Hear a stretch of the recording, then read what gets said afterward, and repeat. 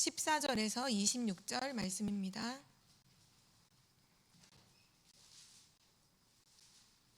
창세기 50장 14절에서 26절 말씀 우리 함께 보겠습니다.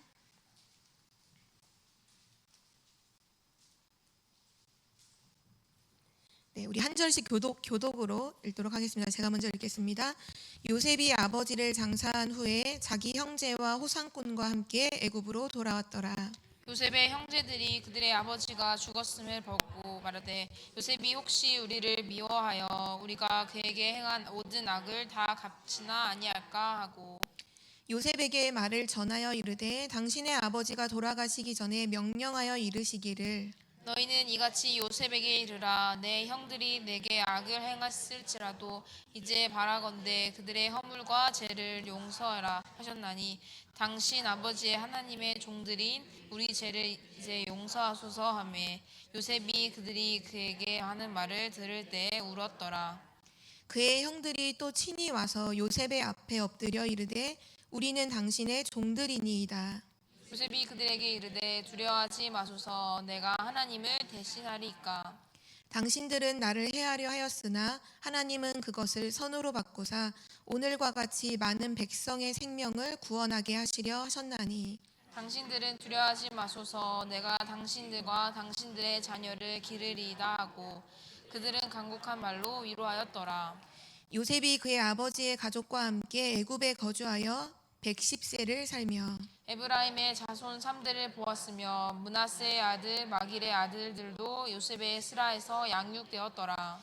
요셉이 그의 형제들에게 이르되 나는 죽을 것이나 하나님이 당신들을 돌보시고 당신들을 이 땅에서 인도하여 내사 아브라함과 이삭과 야곱에게 맹세하신 땅에 이르게 하시리라 하고 요셉이 또 이스라엘 자손에게 맹세시켜 이르기를 하나님이 반드시 당신들을 돌보시리니 당신들은 여기서 내 해골을 메고 올라가겠다 하라 하였더라. 우리 마지막 절 함께 읽겠습니다. 요셉이 110세의 죽음에 그들이 그의 몸에 향 재료를 넣고 애굽에서 입관하였더라.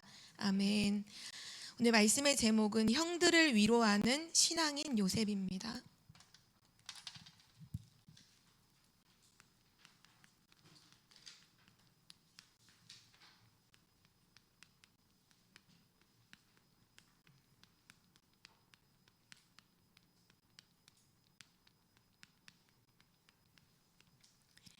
저희가 계속 창세기 이 설을 가지고 말씀을 쭉 나눴는데요. 오늘이 81과예요. 다음 주 창세기 총정리 마무리하는 82과로 이 교재죠. 양육 교재가 이제 마치게 되는데요.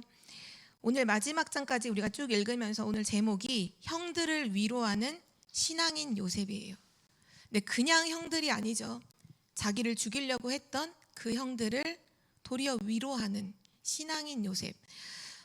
오늘 저는 이 말씀을 묵상하다가 이번 한 주간 동안 토요일 주셨던 토요 메시지, 또 우리 본부 일부 메시지, 또 어제 있었던 화요 제자 메시지, 이 모든 메시지에서 굉장히 중요하게 말씀하신 부분과 오늘 메시지가 되게 일맥상통한다고 저는 깨달아졌거든요. 그래서 서론으로 그 부분을 같이 나누려고 해요.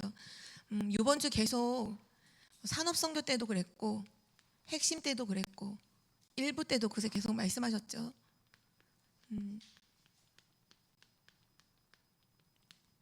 문제 갈등 위기 누구나에게 다 있는 거잖아요. 문제 갈등 위기. 근데 우리 항상 메시지 나오지만 이 문제 갈등 위기의 한복판에 누가 있느냐? 사람이 있죠. 그리고 또 어떤 부분은 일일 수 있어요. 일로 이제 문제가 되고 갈등이 되고 위기일 수도 있고. 근데 거의 대부분은 사람이죠, 사람. 사람을 때문에 문제로 여겨지고 사람 때문에 갈등되고 사람으로 인해서 어떤 위기가 우리에게 오기도 하잖아요.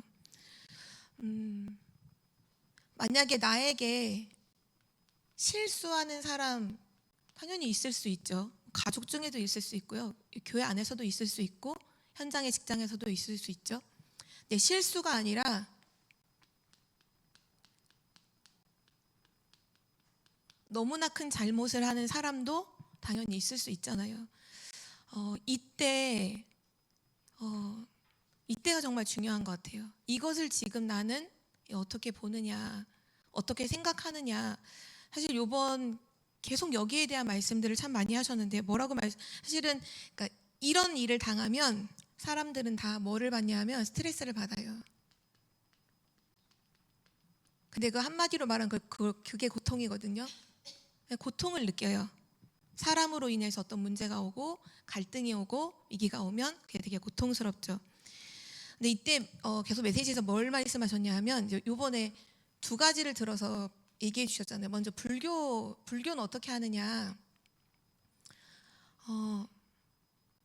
템플스테이 이런 거 하면서 여기도 결국은 수행을 하는데 명상 수행을 하죠. 불교는.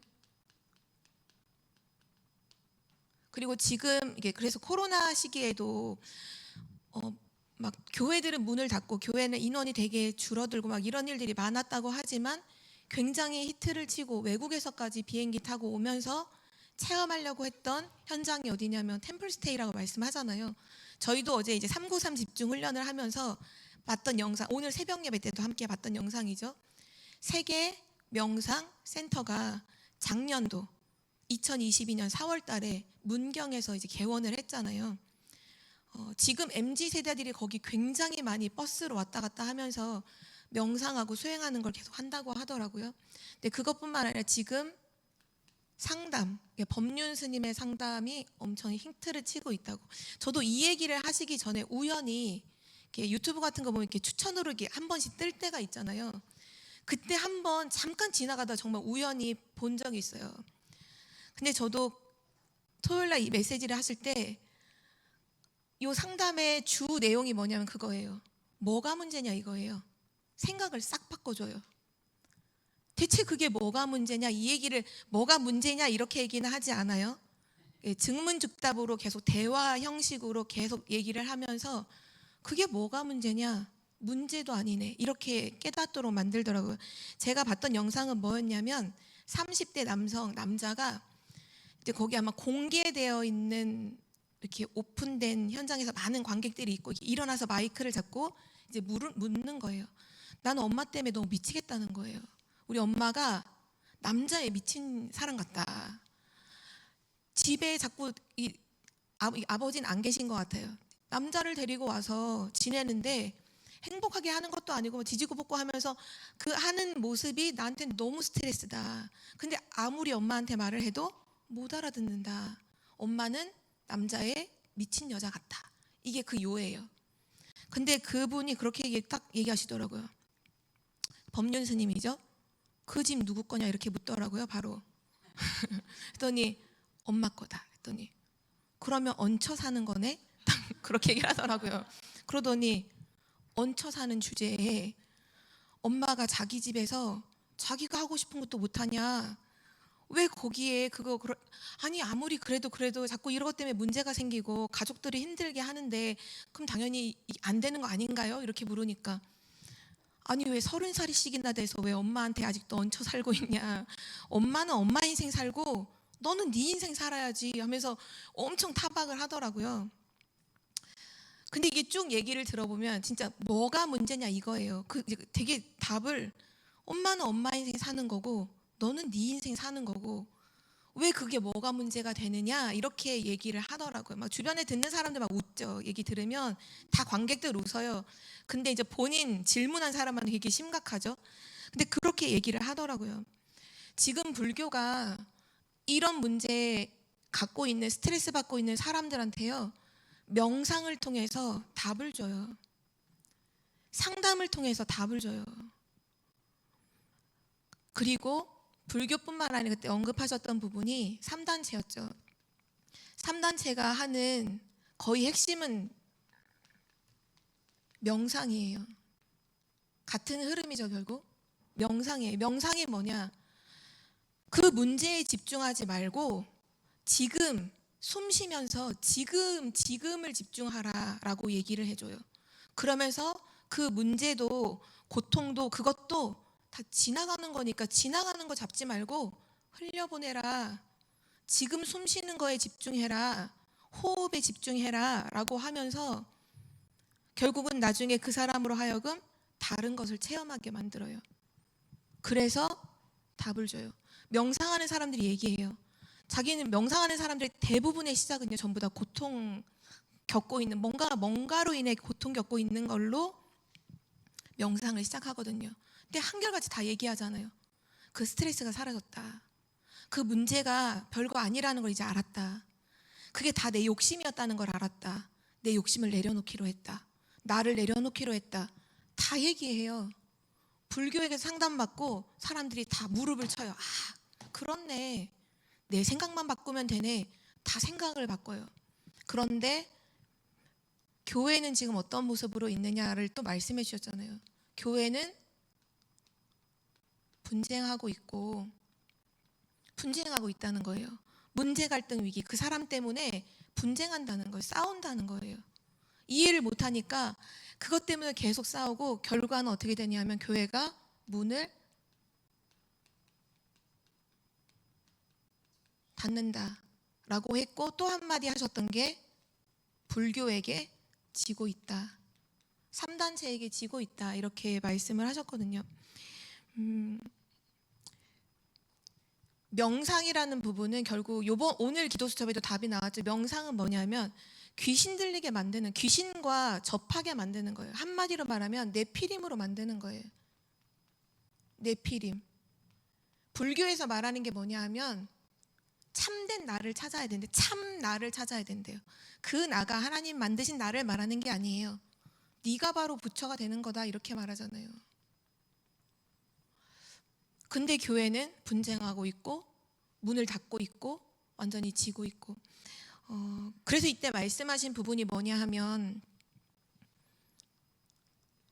집중이라는 거였어요. 집중 시간을 가져야 된다. 집중 시대를 열어야 된다. 40일 집중. 성경에 보면 진짜 제자들이 늘 갈등하고 혼란스럽고 막 도망도 가고 많은 거 했다가 결국은 감람산에서의 40일 집중, 열흘의 그 마가다락방의 집중, 또 나중에 주일에 하는 그 집중, 이게 날마다의 집중으로 바뀌면서 완전히 바뀌잖아요. 환란이 오는데 죽어도 상관이 없대요. 모든 걸 빼앗기는데 그래도 좋대요. 오직 복음을 말하겠대요. 그렇게 사람들로 완전히 바뀌었거든요. 이 문제, 갈등, 위기라는 이 부분을 내가 못 넘어 산다는 건 그냥 결론으로 아예 얘기를 하면 내게 실제 뭐가 안 되는 거냐. 복음은 다 갖고 있잖아요. 우리는 복음 갖고 있잖아요. 근데 뭐가 안 되냐면 복음 누림이 안 되는 거예요. 복음 누림은 한마디로 뭐냐? 기도거든요. 기도 한 가지가 안 됨으로 인해서 지고 있는 거예요. 교회가 문을 닫고 있는 거예요. 이번 화요 집회 훈련 때는 이렇게 단어를 쓰셨거든요. 뭐가 안 되느냐? 복음 적용이 안 되는 거다. 복음이 내 삶에 적용되지 않는 거예요. 그리스도는 모든 문제 해결자고, 그리스도는 하늘과 땅의 모든 권세를 가지고, 성경에는 그렇게 써 있고 실제 그런데 내 삶에는 적용이 하나도 안 되는 거예요. 왜 안 되느냐? 복음을 적용하는 건 기도거든요. 복음을 붙잡고 그걸 실제 삶에서 기도로 누릴 때, 기도하면서 들어갈 때, 그때 이 복음이 정말 모든 문제 해결한 복음이 진짜 문제, 갈등, 위기 속에서 답으로, 갱신으로, 기회로 드러나는데 그걸 볼 수가 없는 거예요. 왜냐? 기도가 안 되거든요. 그래서 오늘 우리가 제목이 형들을 위로하는 요셉이잖아요. 사실 요셉 입장에서 보면 형들을 위로할 그게 아니에요. 형들한테 복수해야 돼요. 근데 오늘 요셉은 어땠냐? 형들을 이해하고 수용한 정도를 넘어서 초월했어요. 문제를 완전 초월해 버렸어요. 형들을 위로해요. 형들을 위로하고 나중엔 어떻게까지 말하냐면 형들과 형들의 자녀들을 내가 책임지겠습니다. 이렇게까지 얘기해요. 어떻게 그럴 수 있을까요?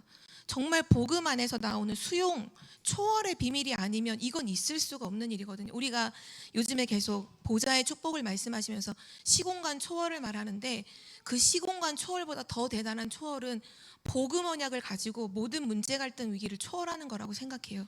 왜냐? 여기 다 빠져 있거든요. 근데 진짜 복음을 누릴 때에만 가능한 게 뭐냐 하면 이해할 수 없는 그 사람을 수용할 수 있고요. 수용하는 거에 머물러 있으면 그 사람 수준 되니까 초월하는 거라고 항상 말씀하시잖아요. 정말 이 비밀을 가지고 세상 현장에 가는 증인이 되시길 기도합니다. 감람산 40일에 집중을 하고 내려왔던 제자들이 이런 얘기를 했어요. 이스라엘을 회복하심이 이때니까 여전히 여기 속에 있잖아요. 그거는 너희가 알 바 아니요. 이렇게 예수님이 그렇게 말씀해요. 그거는 너희가 알 바 아니다. 지금 우리 계속 문제 갈등 위기 얘기하는데 음성을 들어야 돼요. 그거 너가 알 바 아니야. 그 사람들이 드디어 어디로 들어왔냐면요. 기도 집중하는 마가다락방에서 열흘간 기도 집중했을 때는 완전히 달라졌어요. 그때는 더 이상 이스라엘을 회복하심이 이때니까 이런 질문 안 했어요. 우리가 진짜 복음을 가지고 조금만 복음 누리면 돼요. 엄청나게 복음을 누리라는 것도 아니에요. 진짜 마가다락방에 열흘 기도 집중하잖아요. 근데도 완전 달라졌어요. 복음의 능력이 그렇게 크다는 거예요. 우리는 실제 복음을 기도로 누리지 못해요. 거기까지 못 가요. 복음을 갖고는 있는데 그걸 실제 삶 속에서 기도로 갖고 가지를 못해요. 그래서 예수는 그리스도 아멘 해놓고도 현장 딱 가면 문제 갈등 위기에 턱 걸려서 그게 오늘에 갇혀 있는 거라고 했잖아요. 오늘에 내가 지금 그 에바다 그때 선교 말씀하실 때 우리가 지금 어디에 갇혀 있느냐? 오늘의 문제 갈등 위기 속에 다 갇혀 있다. 그걸 열리는 축복을 우리가 그날 붙잡으라고 말씀 주셨는데요. 오늘 요셉이 진짜 누렸던 복음과 기도, 초대교회가 진짜 누렸던 복음과 기도, 렘넌트 7명이 진짜 누렸던 복음과 기도, 히브리서 11장에 나오는 그 수많은 믿음의 위인들이 문제와 죽음과 위기 앞에서 누렸던 그 복음과 기도, 정말 그거를 회복하는 은혜가 있기를 기도합니다. 오늘 첫 번째로요. 요셉에게 당한 환난은 큰 축복의 기회였습니다.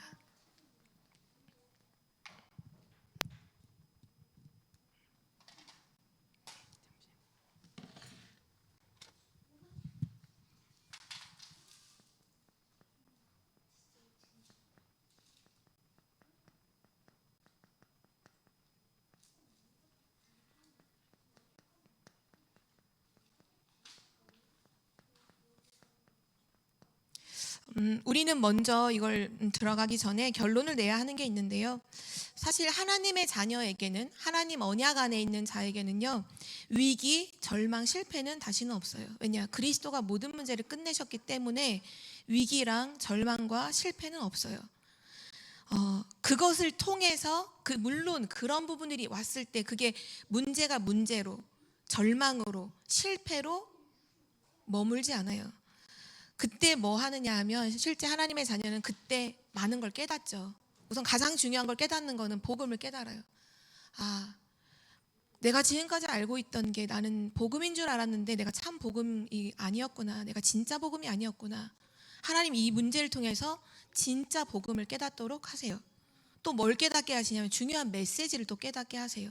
그 어려움과 문제를 통해서 나에게만 주시는 중요한 메시지.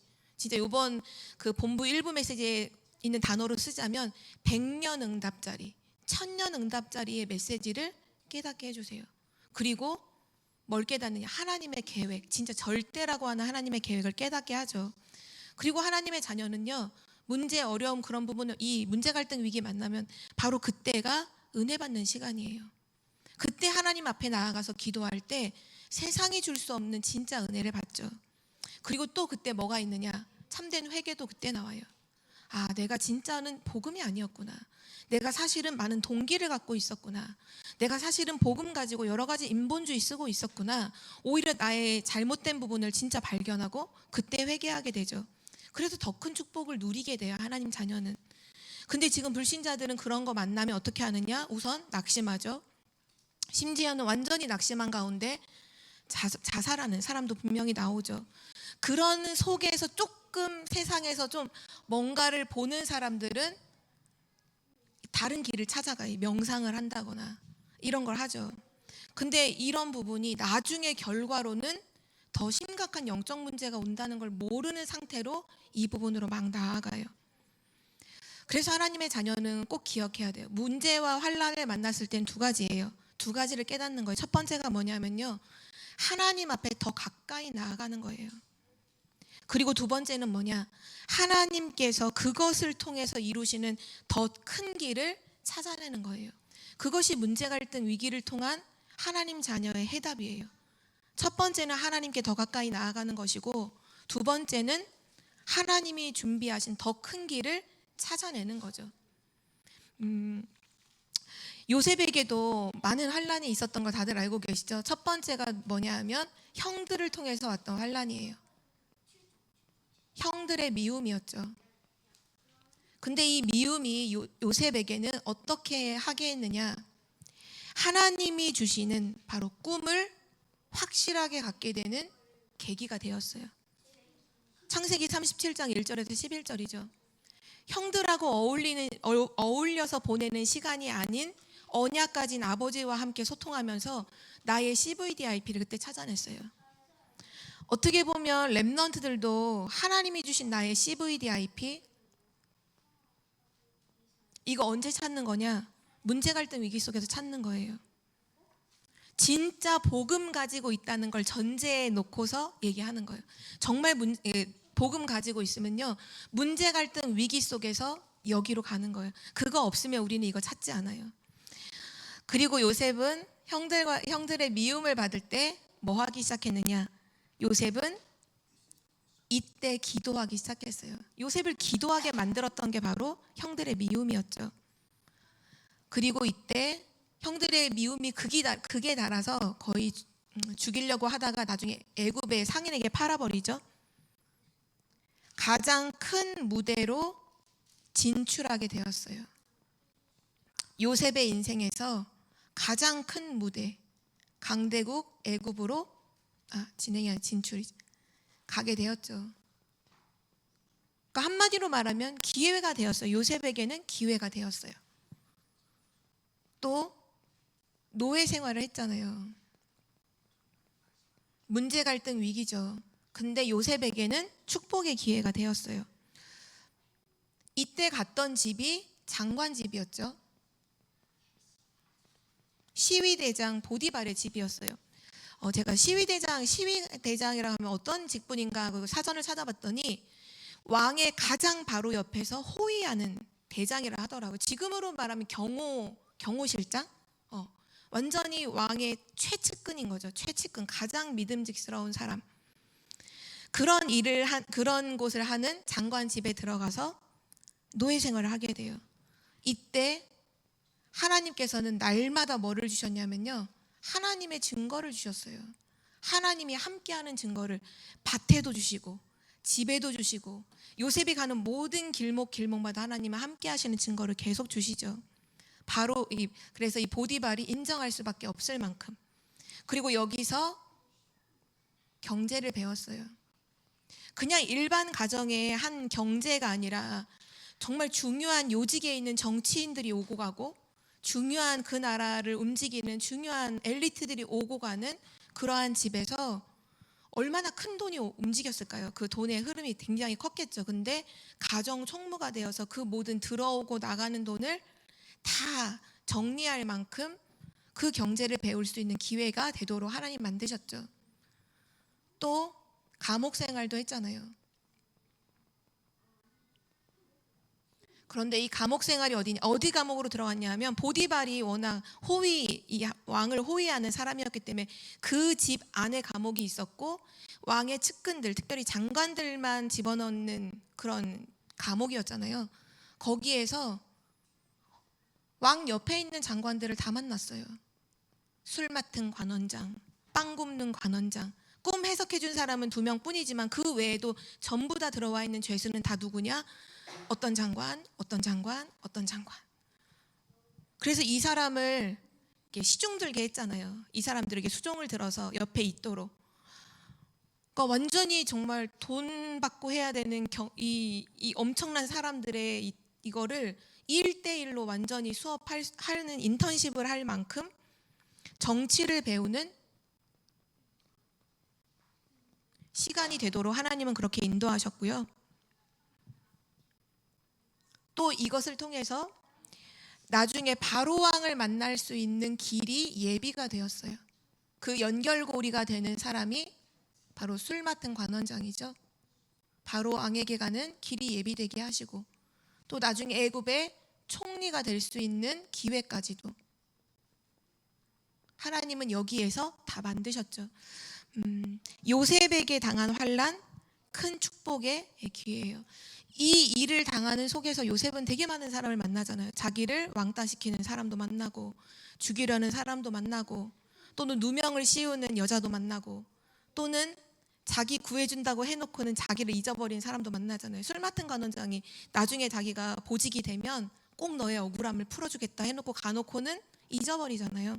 근데 중요한 건 그런 수많은 사람들이, 요셉을 어렵게 했던 그 수많은 사람들이 요셉을 향한 하나님의 계획을 바꿀 수가 없었어요. 그럼 이 말은 뭐냐?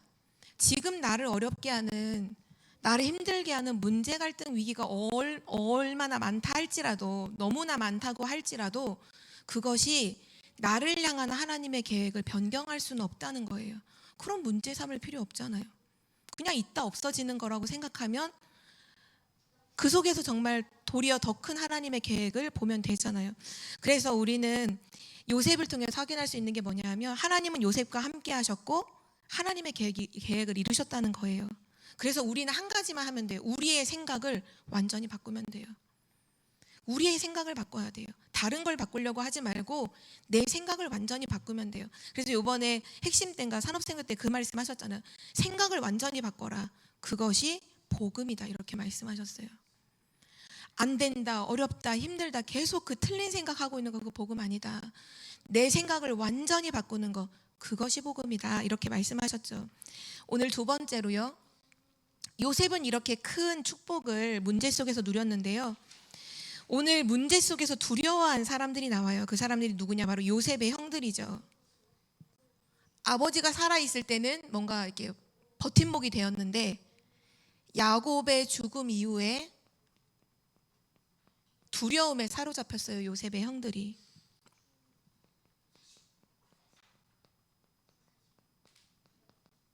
두려워하는 요셉의 형들입니다.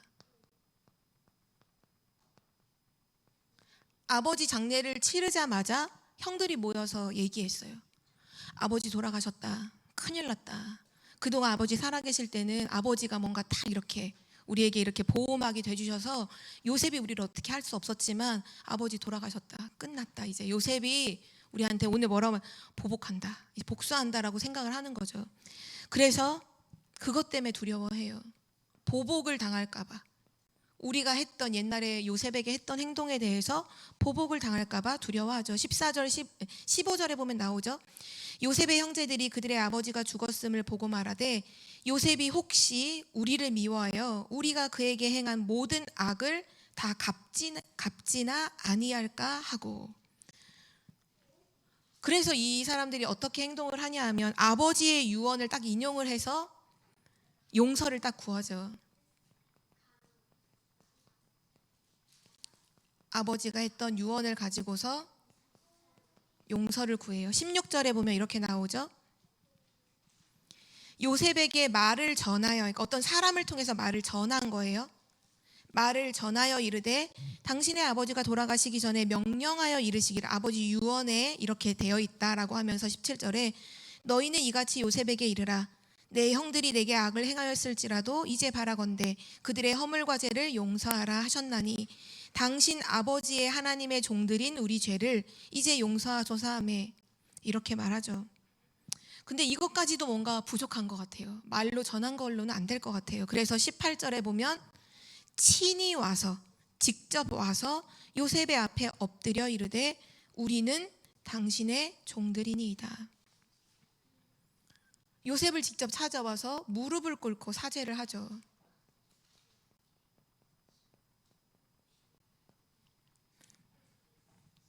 지금 형들이 쉽게 말하면 이거예요. 문제, 갈등, 위기를 만난 거예요.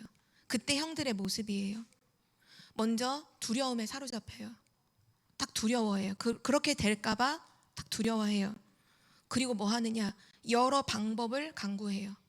자기가 머리를 써서 여러 가지 방법을 막 한 거예요. 사람도 보내고 직접 가서 무릎도 꿇고 이것도 해보고 저것도 해보고 막 해요. 그러니까 자기 머릿속에 시나리오가 막 돌아가는 거예요.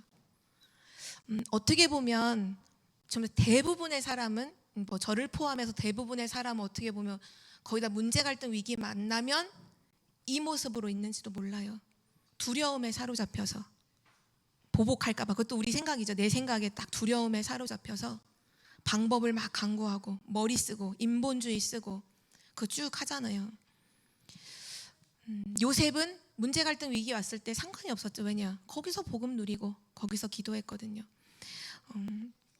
어떻게 보면 지금 세상 사람들이 다 이렇게 살고 있는지도 모르고요. 아마 요셉의 형들이 봤던 대부분의 사람들은 그런 문제 만나면 다 보복하면서 해결하려고 했겠죠. 그러니까 그거를 미리 앞당겨서 생각하고 이런 행동을 했겠죠. 힘이 생기면 늘 보복하는, 그것이 늘 반복되는, 그런 보복 당했던 사람 후대가 또 일어나서 다음 세대 또 보복하고, 또 그 후대가 또 다음 세대 또 보복하고, 분쟁이 끊임없이 일어나는 이런 일들이 반복이 되죠. 근데 이러한 모습을 보고 오늘 요셉은요 울었어요.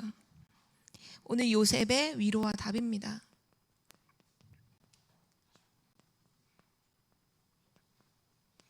형들이 이렇게 자기들에게 막 용서를 구하고 자기를 찾아와서 무릎 꿇고 막 우리는 당신의 종이다라고 할 만큼 그런 고백을 하는 모습을 보면서 오늘 17절에 하반절에 그렇게 나오죠.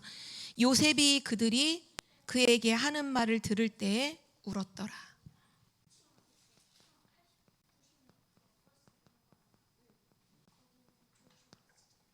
요셉은 복음과 기도의 비밀을 가지고 있던 사람이죠. 형들의 모습을 보면서 분해서 울은 그런 울음이 아니잖아요. 이 말씀을 쭉 읽으면 확인되는 게 뭐냐면요, 그 형들의 그 모습을 보면서 너무나 불쌍하고 너무나 안 됐다는 생각이 들어요. 애통한 마음으로 눈물이 흘렸어요. 이거는 보복하는 마음이 아니에요. 이미 용서와 사랑하는 마음 속에서 나오는 그런 눈물이죠. 그러면서 요셉이 형들을 위로하잖아요. 오늘 위로하는 내용의 말씀 우리 함께 다시 한번 읽어볼까요? 19절 말씀이죠. 우리 19절 말씀 함께 읽도록 하겠습니다. 요셉이 그들에게 이르되 두려워하지 마소서, 내가 하나님을 대신하리이까. 한마디로 말했어요. 두려워하지 마세요. 내가 하나님을 대신하겠습니까? 그 말이 진짜 답이잖아요. 두려워하지 마소서, 내가 하나님을 대신하겠습니까? 복수하고 뭔가 판단하고 평가하는, 그거는 하나님께 있는 거지 내게 있는 게 아니다. 그리고 나서 이유를 딱 말해줘요. 자기가 가지고 있는 부분은 성경 구절로 적을게요. 50장 19절에 위로하고, 그리고 요셉이 가지고 있는 믿음을 딱 고백을 하죠. 그게 오늘 20절 말씀이에요. 우리 20절 말씀도 함께 읽겠습니다. 당신들은 나를 해하려 하였으나 하나님은 그것을 선으로 바꾸사 오늘과 같이 많은 백성의 생명을 구원하게 하시려 하셨나니. 아멘. 요셉의 믿음은 뭐냐? 처음부터 이미 창세기 45장 5절에 나왔던 것처럼 생명을 구원하시기 위해서 하나님이 나를 먼저 보내신 것입니다. 당신들이 나를 판 것이 아니라 하나님이 나를 먼저 보내신 것입니다. 그런 고백을 이미 먼저 했었죠. 여기도 똑같이 고백해요. 많은 백성의 생명을 구원하게 하시려 하셨으니, 하나님께서 그렇게 하신 것으로 이 모든 일이 이루어진 것입니다 라고 그 믿음을 딱 고백하죠. 한 가지 더 나가면 저는 이 부분이 요셉의 복음과 기도를 압축하는 말이 오늘 21절인 것 같아요. 21절에 이렇게 요셉이 바로 말하죠. 당신들은 두려워하지 마소서, 내가 당신들과 당신들의 자녀를 기르리이다. 내가 당신들과 당신들의 자녀를 기르리이다. 내가 책임지겠다. 그 얘기를 고백해요. 저는 되게 많이 이걸 보면서 저를 많이 돌아보게 되더라고요. 복음이라고는 말하면서 사실 나는 복음 가졌어, 난 복음의 사람이야. 근데 이 복음의 사람이라는 게 말로 되는 게 아니라 사실은 이 복음은 보여지는 게 아니라 막 눈으로 보이게 복음이다, 이게 되는 게 아니잖아요. 근데 진짜 복음 가진 사람의 모습은 어떻게 드러날까? 저는 오늘 21절이 그게 복음 가진 사람의 드러난 모습인 것 같아요. 문제, 갈등, 위기, 그 한복판에 서 있었던 그 자기를 죽이려 했던 그 사람을 두고서 이 얘기를 하는 거예요. 당신과 당신의 후대를 기르리이다. 내가 책임지고 살리겠다. 이 얘기잖아요. 진짜 복음 가진 사람의, 그러니까 복음이 눈에 보인다면 이 모습일 것 같아요. 제일 안타까운 게 사실 그거죠. 우리는 복음이라고 말을 하는데 실제로는 원수 맺고 있고, 복음이라고 하는데 진짜 이미 미워하고 있고, 복음이라고 하는데 절대 용서 안 하고 있고. 항상 그 유목사님이 그런 말씀을 종종 하시잖아요. 왜냐면 어렵게 하시는 분들이 너무 많으니까.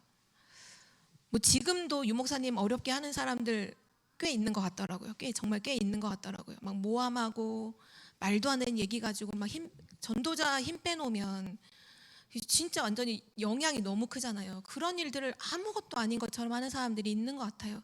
근데 그때마다 유목사님은 그걸 두고서 그 사람과 풀지 않는다고 하시잖아요. 근데 이유가 뭐라고 말씀하셨는지 혹시 기억하세요? 왜 그렇게 하신대요? 왜 그 사람을 막 어렵게 하지 않고 오히려 그 사람이 나중에 도와달라고 오히려 오면 완전히 도와준다고 하시잖아요. 왜 그렇게 하신다고 하죠? 네? 예, 말씀해 보실까요? 맞아요. 이유가 그거예요. 사단이 원하는 걸 안 하는 거예요. 진짜 우리가 복음이라고 할 때 이 부분이 잘 좀 헷갈린다. 내가 정말 복음이라고 하면서 어떻게 해야 되나 한다면 사단이 원하는 것을 하지 않으면 돼요. 요셉을 이거 두고서 사단이 시나리오를 뭘 썼을까요? 완벽하게 복수하는 거 시나리오로 사단이 썼겠죠. 얼마나 통쾌해요. 우리가 영화를 봐도 복수하는 장면 나오면 선한 사람이 늘 당하다가 복수하는 거 보면 막 싫고 이게 아니라 너무 막 통쾌하고 시원한 마음이 들잖아요. 정말 진짜 마음이 시원해지잖아요. 복수하는 걸 보면서. 우리도 그런데 근데 요셉은 그게 아니었어요. 사단이 원하는 걸 하지 않는 거죠. 유목사님도 항상 말씀하시는 게 그거잖아요. 사단이 원하는 거 나 하지 않겠다. 그래서 나는 그렇게 그 사람을 힘들게 하지 않는다.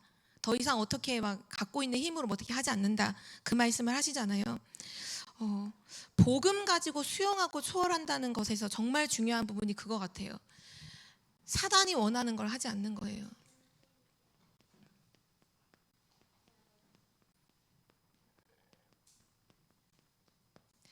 우리도 지금 문제, 갈등, 위기 속에 있다면 그걸 두고서 진짜 사단이 원하는 게 뭘까를 한번 생각해 보세요. 그리고 그 자리에 서지 않는 거예요.